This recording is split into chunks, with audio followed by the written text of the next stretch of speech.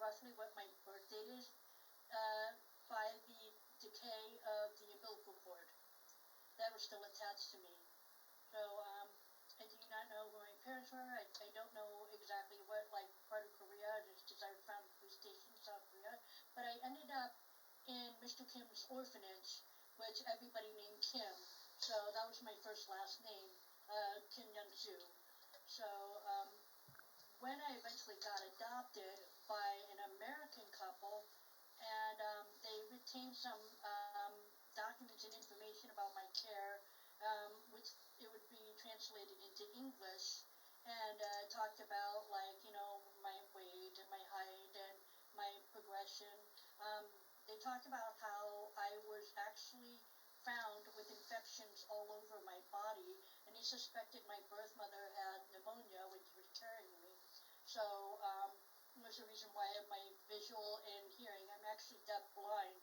I have no hearing in my right ear and only 20% in my left, and that's with the hearing aid.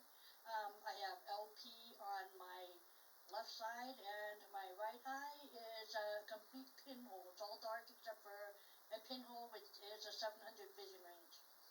So, yeah, I use a white cane and everything. So, eventually when I got adopted by an American couple, both military, I slowly tried to learn English. It was really, really hard because I couldn't understand and hear words.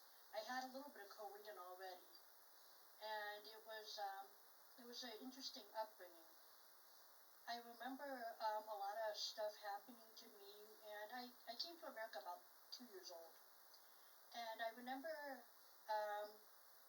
seeing a set of people that I've never met, and I was a little frightened. I remember being frightened. I was like, I don't know who you guys are, you know? And I was in a strange house, and the food was different, and I couldn't understand what they were saying for a while. They tried to teach me English. They tried to bridge between English and Korean, and I remember because of my hearing problems, I got a lot of words wrong for years, until I was old enough to wear hearing aids. I think I started wearing hearing aids probably about 4 years old, and then I got glasses next. I was born with cataracts, so back in the 70s, how they dealt with cataracts is they actually just take all the lenses out. This is before laser surgery. But I remember at 4 years old is when I first had sort of a paranormal experience, but back then I didn't know what it was. I thought maybe it was normal like everybody else was experiencing it, until I told my mother about it. I would wake up feeling the ceiling on my back, not my bed.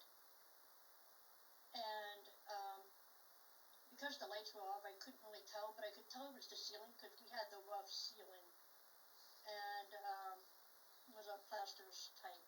And I thought that was really weird, and I remember falling back asleep, and then I would find myself back in my bed.